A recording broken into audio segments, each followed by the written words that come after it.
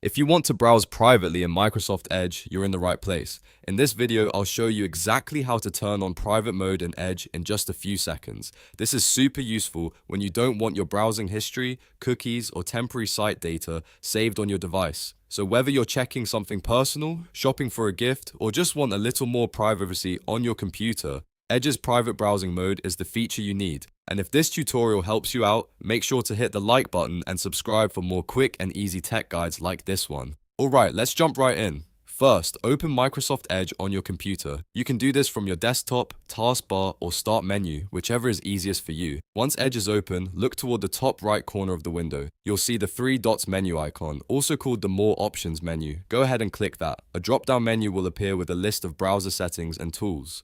From that menu, look for the option that says New InPrivate window. This is Microsoft Edge's private browsing mode, similar to Incognito mode in other browsers. Click New InPrivate window and a new window will open right away. You'll know you're in private mode because Edge will clearly label it as InPrivate, usually with a darker theme and a private browsing notice. At this point, you can browse normally, search the web, visit websites, and use the internet without Edge saving your browsing history in that session. Just remember, private mode does not make you invisible online. Websites, your internet provider, and your employer or school may still be able to see activity depending on the network you're using. It simply keeps your browser from storing that local browsing data on your device. If you want to end private browsing, just close the InPrivate window when you're done, and your session will be cleared. That's all there is to it. You've now turned on private mode in Microsoft Edge. If this video helped, please give it a thumbs up and subscribe for more simple tutorials, tips, and step-by-step tech help.